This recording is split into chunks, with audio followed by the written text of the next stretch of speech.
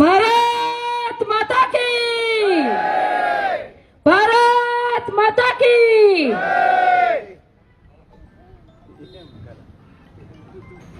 આમ તો ગુંડાગીરી વિશે મારે તમારે કઈ કેવું નથી પડે એમ તમને ખબર જ છે. હમણાંની સભાયું ગજવે છે એ મારા વિરુદ્ધમાં. સભા કરતા ડાયરા વધારે હોય ને એવી સભાયું છે, જોઈ છે ને? એ હમણાં પછી વાત કરીએ. પહેલા આપણે ખૂબ જ તાલીઓથી આ લોકોને વધાવજો, કારણ કે અમારા તમામ ઉમેદવારો આ લોકોની લુખ્ખાગીરી દાદાગીરીથી ડૈરા વગર સામી છાતીએ ફોર્મ ખેંચા નથી અને સામી છાતીએ લડવા માટે તૈયાર થયા છે. એક વખત એ બધા તાળીઓથી ગડગડાટથી બતાવ્યું. કઈ હદનું પ્રેશર હતું એ અમને ખબર છે. એની ગુંડાગર્દી કઈ હદની હતી ને ખબર છે અમને. એટલે આ લોકોને કહેવાય ને અડધી લડાઈ તો આ લોકો અહીંયા જ જીતી ગયા છે. પેલા તો એની સામે ટકી રહેવું બહુ મુશ્કેલ છે.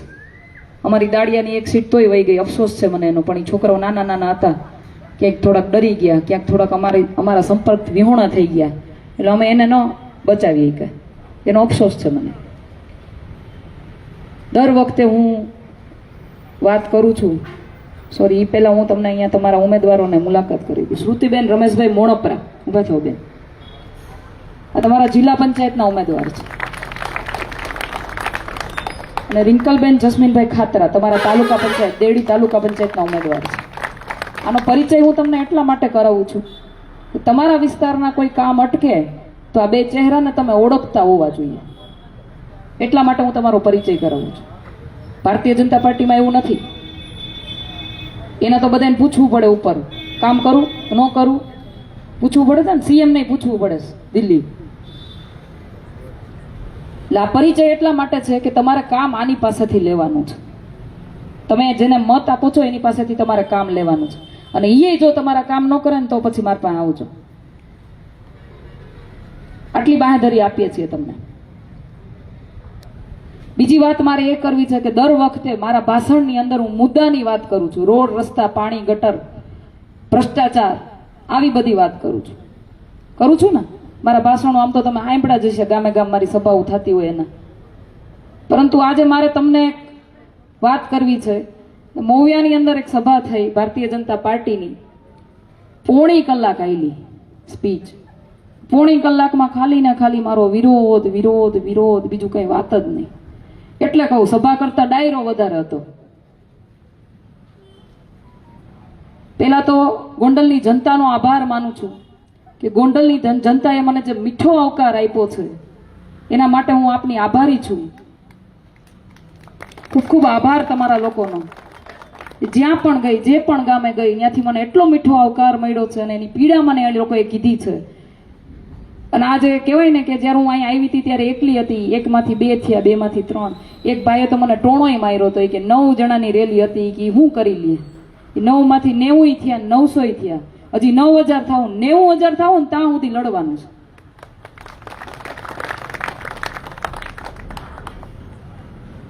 ગોંડલની જનતાએ જે મને મીઠો આવકાર આપ્યો છે એના માટે આભાર. પરંતુ અહીંયાના બે કોડીના ગુંડાઓ છે ને એને હું પનોતી જેવી લાગુ છું.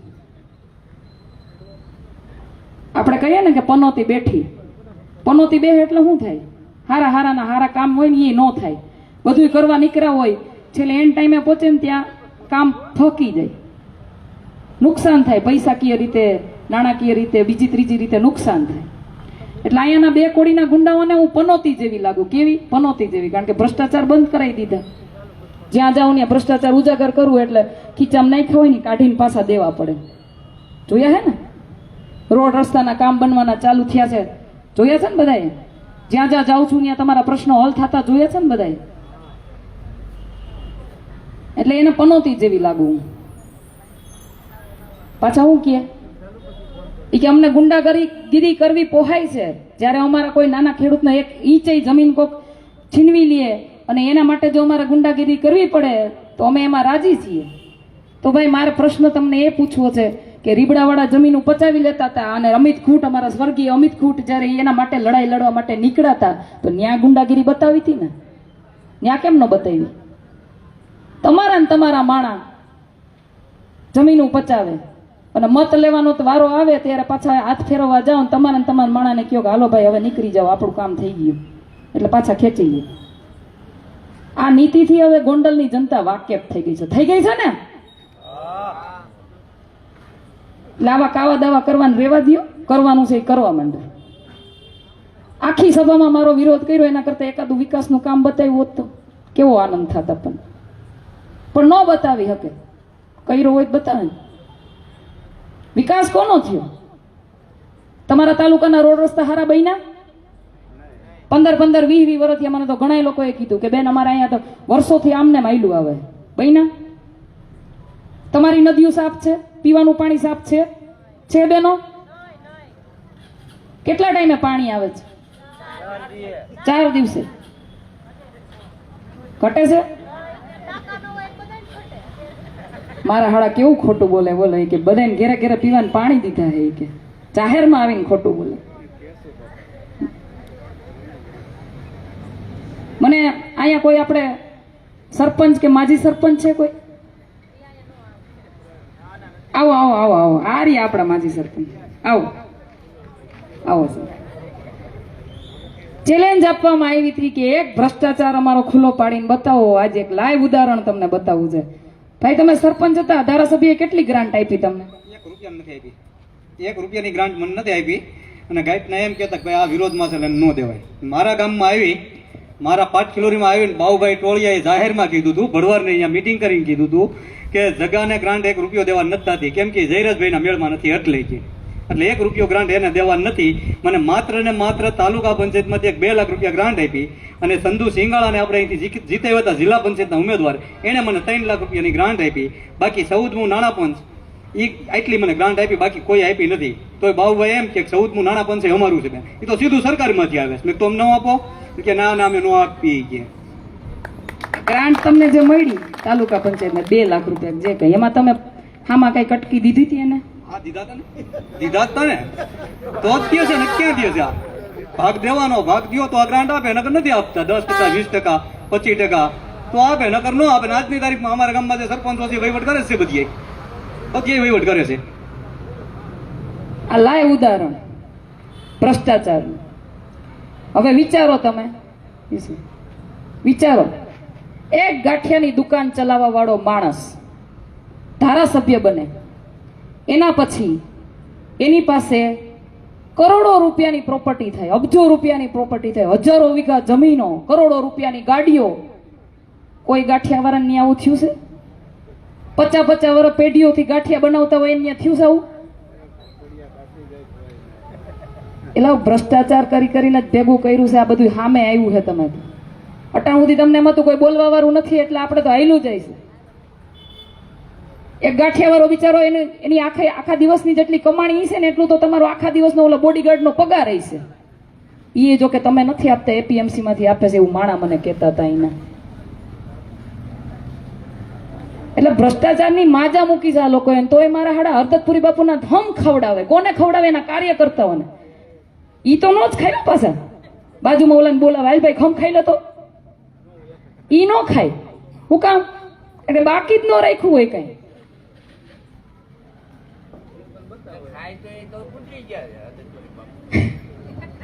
ના પણ તોય કોઈના ખોટા હમ હું કામ ખાવા? ભલે તોય ઈ પોતે નથી ખાતા, બાજુમાં એને કાર્યકર્તાને બોલાવીને માઇક આપે, લેતો ભાઈ તું ખાઈ લે તો હરદતપુરી બાપાને હમ ખાઈ લે. એટલે આવા ખોટા મારા હાડા. વિચારો તમે, ચૂંટણી આવી છે, વિપક્ષ તરીકેની ભૂમિકામાં અત્યાર સુધી કોંગ્રેસ ક્યાંય હતી નહીં. આ વખતે આમ આદમી પાર્ટીએ અહીંયા એનું મજબૂતાઈ બતાવી છે, એનું કામગીરી બતાવી છે. એટલે હવે ખબર પડી ગઈ છે કે હવે આપણે હારીએ છીએ, એટલે હવે બધુંય કરશે. અટાણથી એમ કહે છે, હું કહે એ કે એ કઈ જીતવાના નથી કે એના, અને જીતશે ને તો 10મા દિવસે કે ભારતીય જનતા પાર્ટીનો ખેસ પહેરી લે, એવું કહે છે. આજે હું તમને તમારી સામે, જનતાની સામે, હું મારા ઉમેદવારોને પૂછવા માંગુ છું. સુરતીબેન ઉભા થાવ, જગદીશભાઈ આવો આ બાજુ, જેટલા પણ ઉમેદવાર અહીંયા નીચે બી બેઠા છે બધા ઉભા થાવ, આવો આવો, ઉભા થાવ બધા, આવો આવો ફટાફટ આવો. હાલો, જનતાને કેવી રીતે ભરમાવે તમે વિચારો. ભાઈ તમને અહીંથી જનતા મત આપીને જીતાડે, એના પછી ક્યારેય બી આ 10 દિવસની વાત નથી કરતી, 5 વર્ષની નથી કરતી, આજીવન કહું છું, તમે ભારતીય જનતા પાર્ટીનો ખેસ પહેરવાના છો? રાજીનામું આપી દેશું પણ કેસ નહીં પહેરી. બધાયને પૂછીએ આપણે, તમે પહેરવાના છો? બેન, મેં તો આજીવન કોઈ દી હજી આજની તારીખ સુધી હું કદી ભાજપમાં ગયો નથી ને જવાનો નથી. ના ના નહીં પહેરી.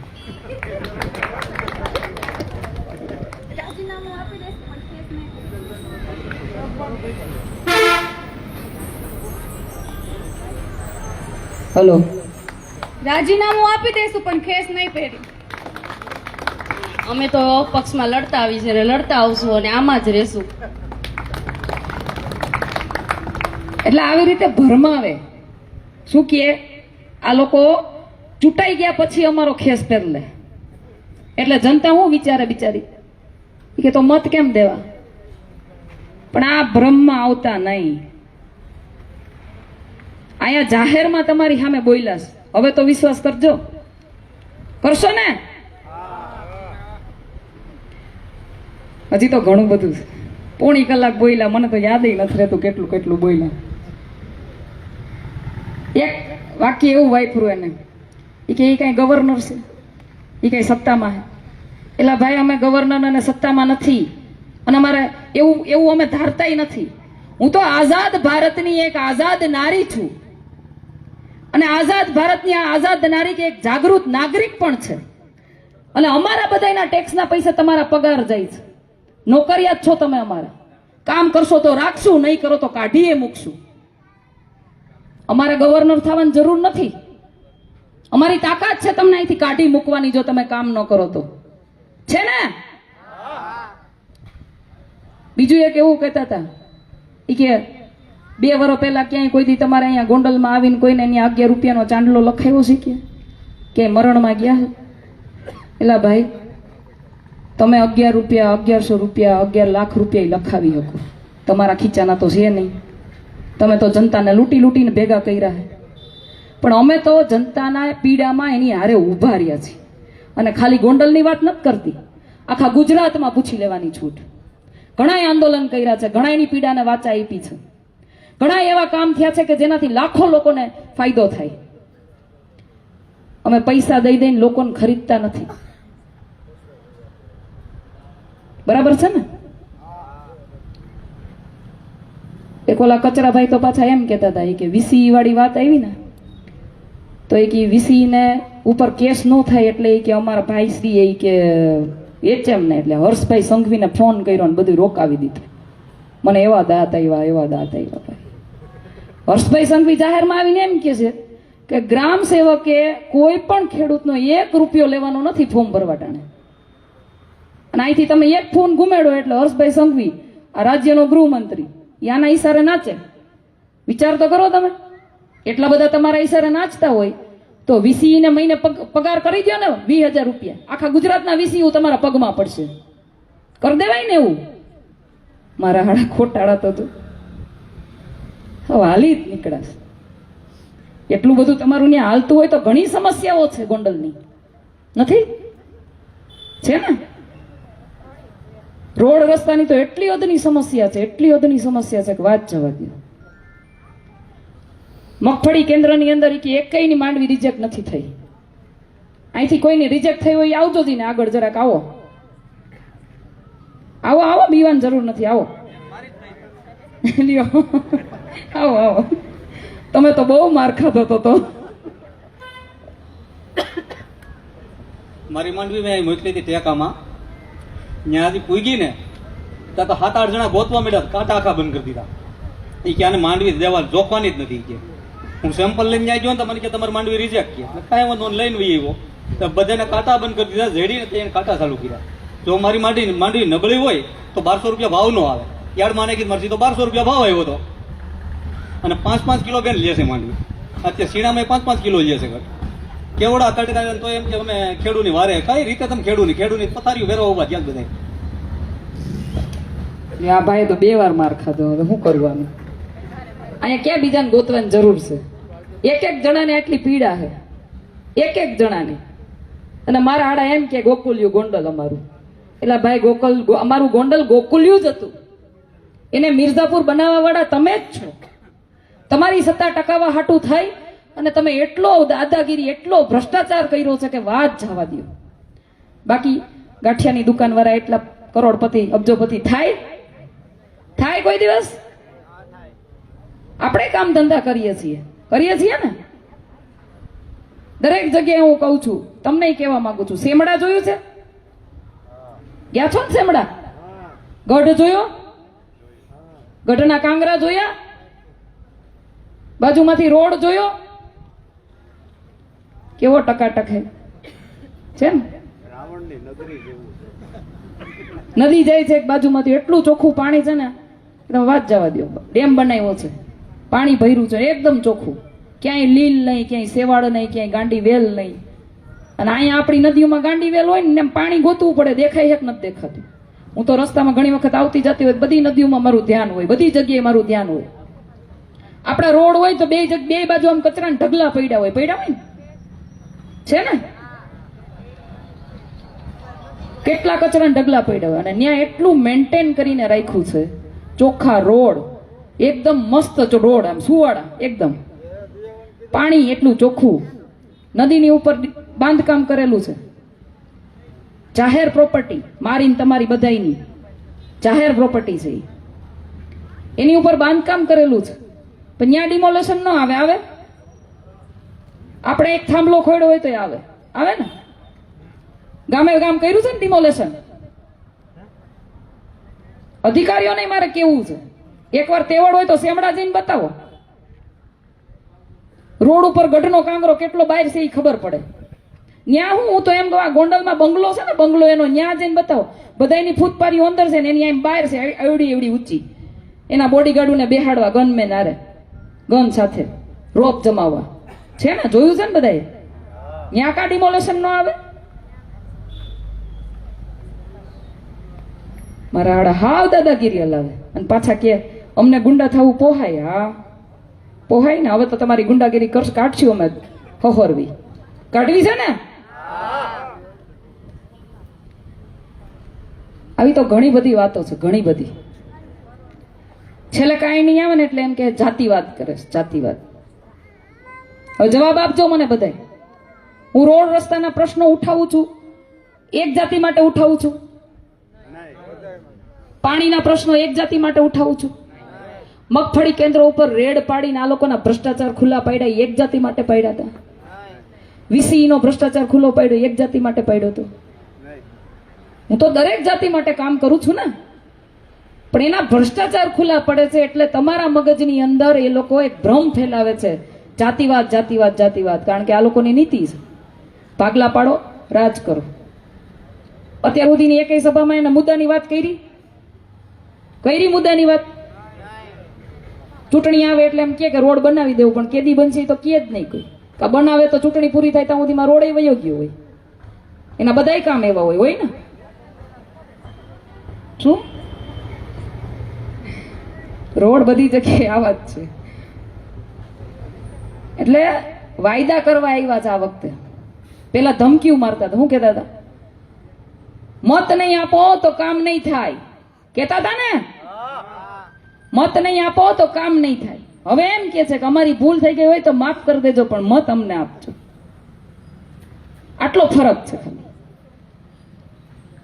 જાહેરમાં આવીને દાદાગીરી કરતા હતા, જાહેરમાં આવીને જાહેર સભામાં કહેતા હતા મત નહીં આપો તો કામ નહીં થાય. એ માફી માંગવા માંડ્યા એટલે કેટલો રેલો આવ્યો હોય છે વિચારો. ભલે અમે થોડાક છીએ પણ એટલા મજબૂત છીએ કે તમારી પથારી ફેરવી નાખશું. અને મજબૂતાઈ શું કામ છે? કારણ કે અમારે કઈ ખોટું નથી કરવું. ખોટું કરવા વાળાના લોકો કેવા દબાવે છે ખબર હે ને? લોકો એમ કે અમે અંદર ખાને તમારે ભેગા. શું કામ? કારણ કે ક્યાંક ક્યાંક ક્યાંક ક્યાંક કંઈક હોય એટલે બીક લાગે, ધંધા હોય બીક લાગે. તમારી સામે જેટલા બેઠા છે, લડવા નીકળ્યા છે સામી છાતીએ, એ બધા ભ્રષ્ટાચાર વિહોણા છે, એટલે એની સામે ટકી શકે છે, એટલે એની સામે બાથ ભીડી શકે છે, અને એટલે અમારું કઈ બગાડી નથી શકતા. જેને ભ્રષ્ટાચાર કરવો છે ને એને ભેગા વયા ગયા છે અને બોલી નથી શકતા. અમુક તો એવું થઈ ગયું છે ને કે હવે બોલી નથી શકતા ને સહન નથી કરી શકતા. અમને આવે ઘણી વાર ફોન આવે, ક્યાંક મળે તો કીએ બેન અમે તમારે ભેગા છીએ, પણ અંદર ખાને કાંઈ વાંધો નહીં ભાઈ, જેથી તમને સદબુદ્ધિ આવશે તેથી તમે ખુલીને બહાર આવશો, જેથી તમારામાં હિંમત આવશે તેથી તમે ખુલીને બહાર આવશો, અમને કાંઈ વાંધો નથી. પણ ખોટાને ખોટું કહેવાની હિંમત તો રાખવી જોઈએ, રાખવી જોઈએ ને. ખોટાને તો ખોટું કહેવું પડે. બાકી કાલ હવે આપણી પેઢીઓ આપણને પૂછશે સવાલ કે આટલું બધું ખરાબ થતું હતું, આટલું બધું ખોટું થતું હતું, તેથી તમે ક્યાં ગયા હતા? આટાણે અમારે ભોગવવું પડે, તેથી જેથી થતું હતું તેથી તમે ક્યાં ગયા હતા? આપણે ઘણી વાર એમ વાતોમાં મને ઘણા લોકોએ કીધું કે આપણા હતા કે જેણે ઓલાની સામે આને ઊભો કર્યો અને હવે એને ભૂલ એને ખબર પડી ને અફસોસ કરતા હતા. ઘણાએ મને વાત કરી. એ અફસોસ આપણને ન થાય એટલે આપણે આજે અવાજ ઉઠાવવો જોઈએ. એ અફસોસ આપણને ન થાય ને એટલે આપણે અવાજ ઉઠાવવો પડશે. ઉઠાવશો ને? બીજું મારે તમને એ કહેવું છે, ખેડૂતોની જે હાલત છે અત્યારે, દરેક વખતે આપણને લૂંટવામાં આવે.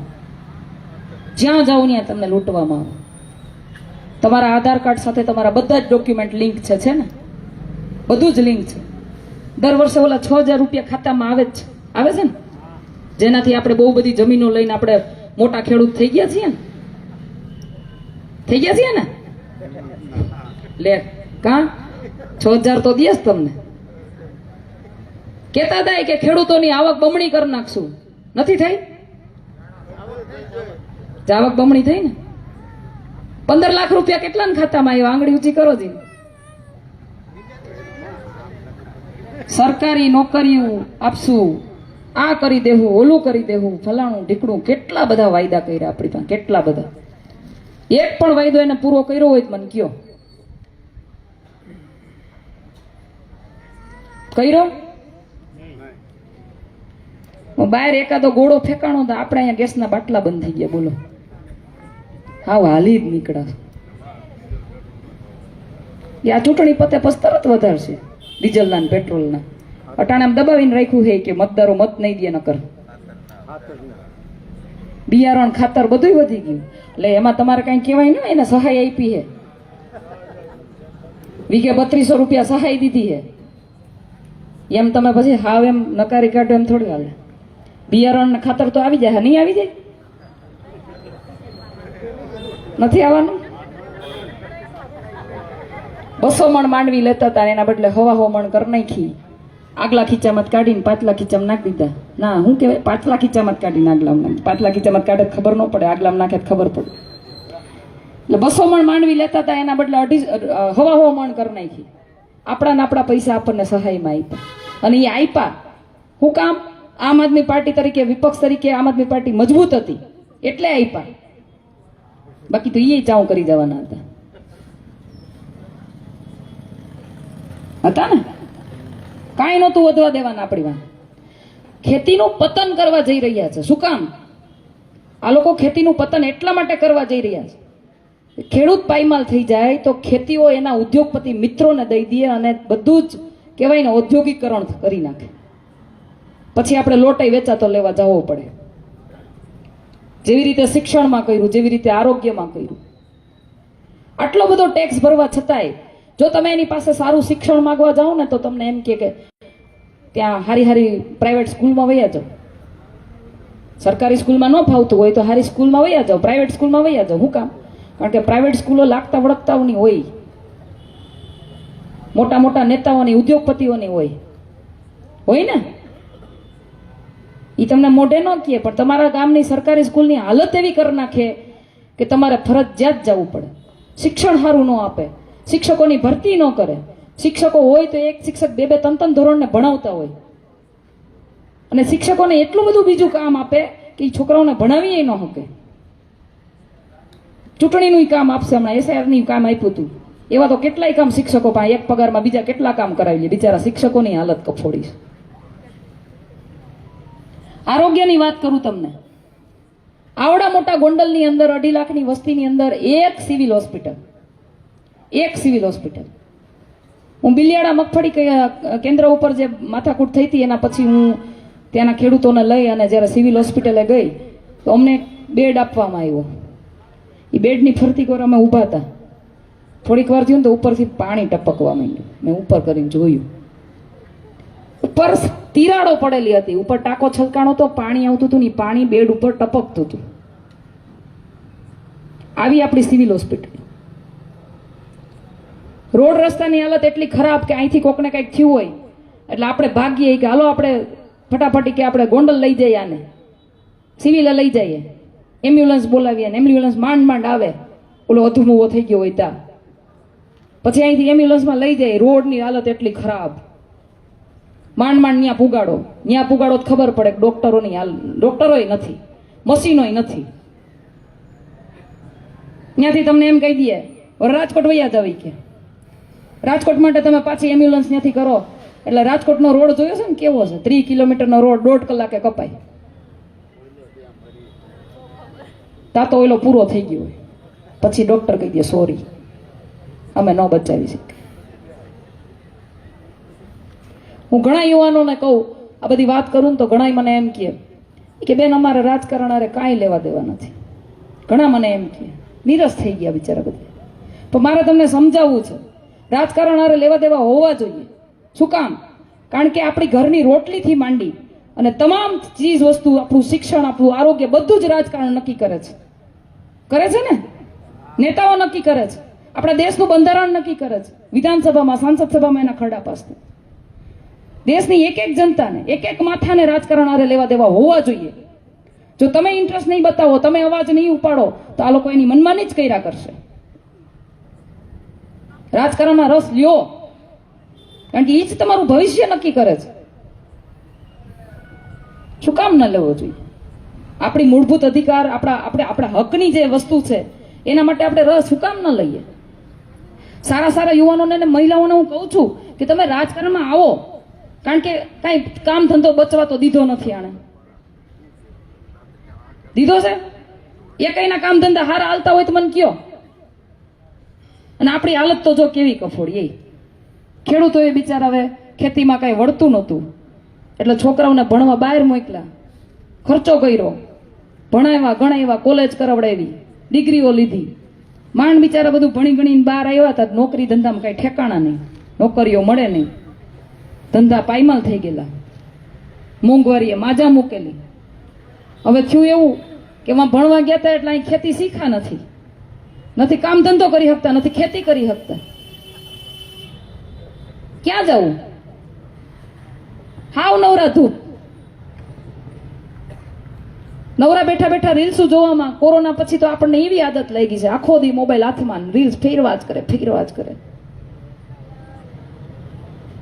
હાવ નવરા બેઠા રીલ્સ જોવું એના કરતા થોડુંક સક્રિય થઈ અને ખાલી તમારા ગામના અવાજ ઉઠાવો ને તોય બહુ છે. તોય હારાની પથારી ફરી જાય. સૌથી નીચેનો ભ્રષ્ટાચાર ઉજાગર કરશો ને ત્યારે એની કડી ઉપર અડશે.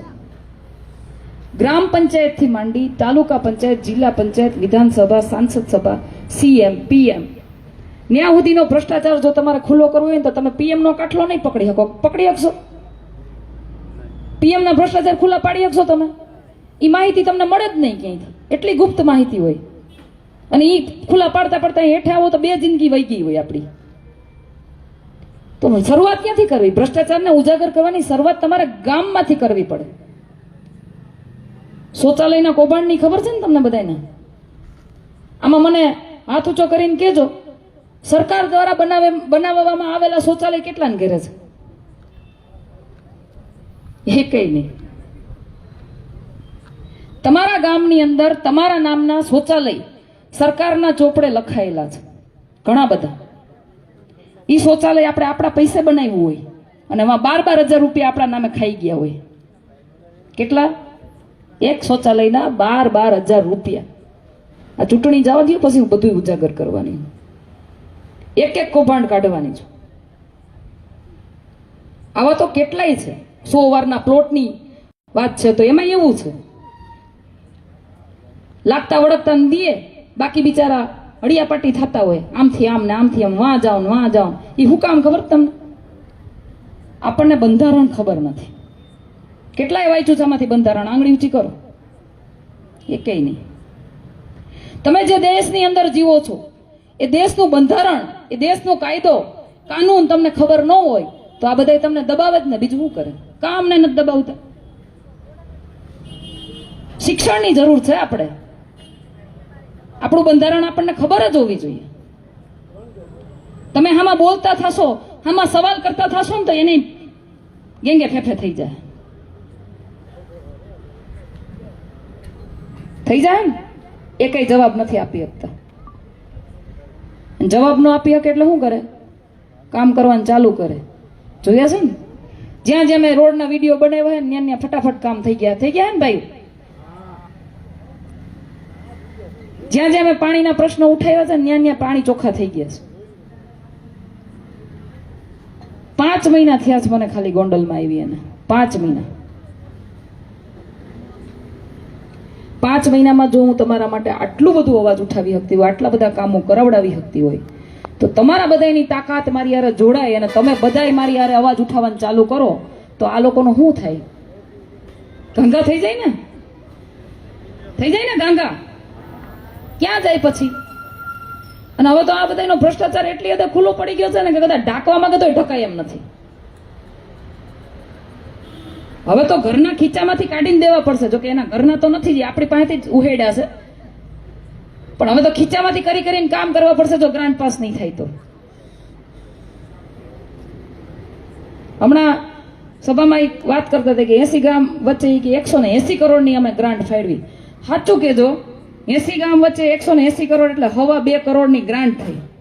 તમારા ગામમાં 2.25 કરોડ રૂપિયા ક્યાંય વપરાણા હોય એવું દેખાણું છે તમને? દેખાણું છે? ધારાસભ્ય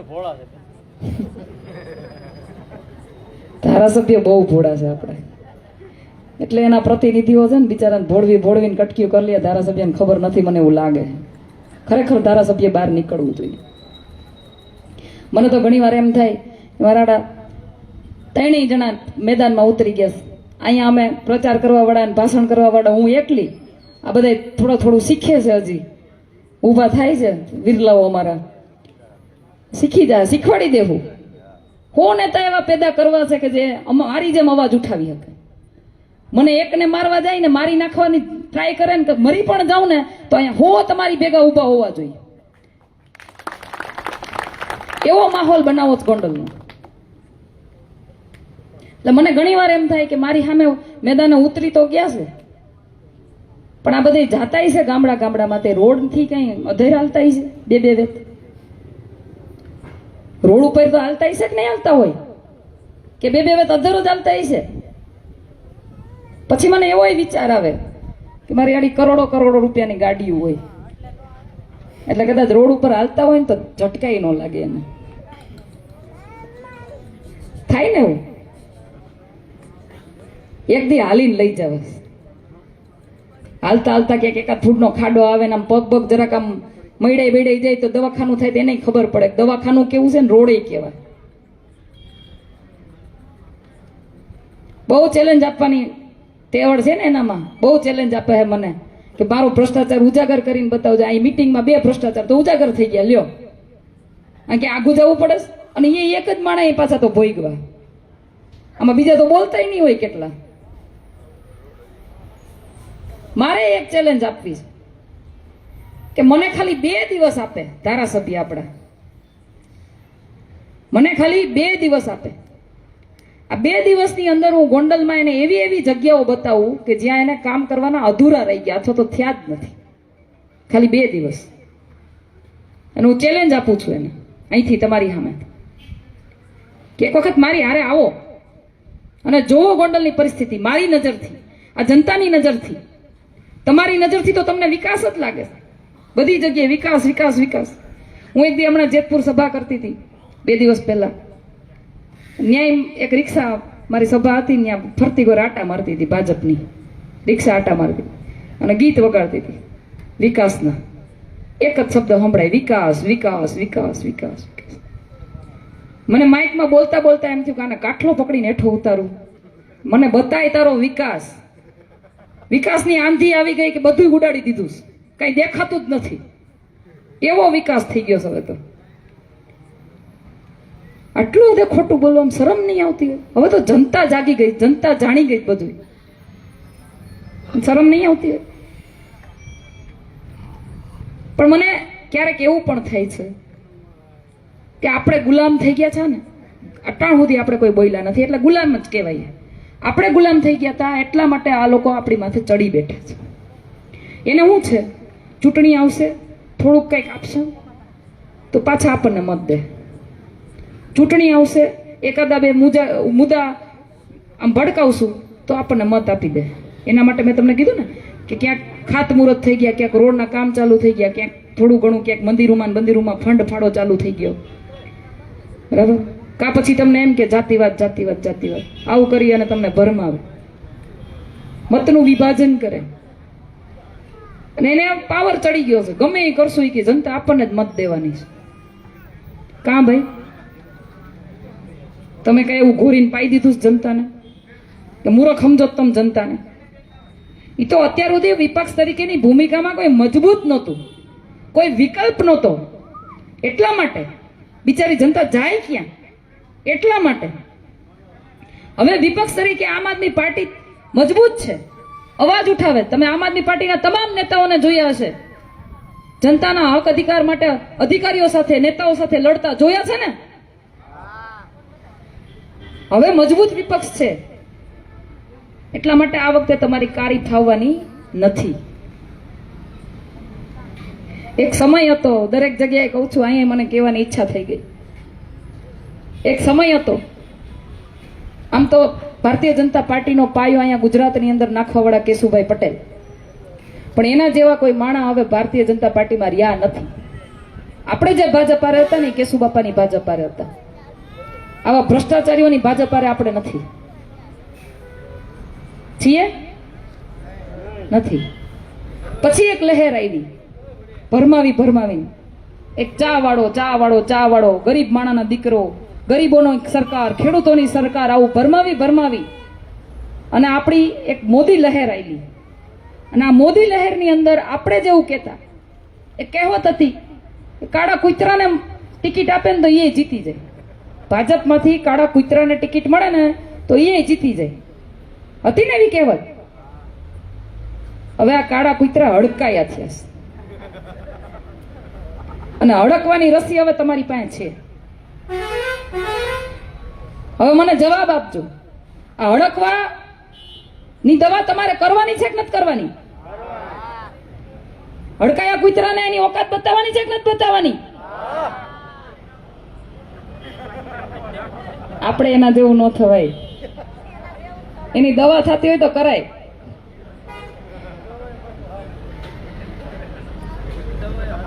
મારે તમારી પાસેથી એક બાહેધરી બીજી જોઈએ છે.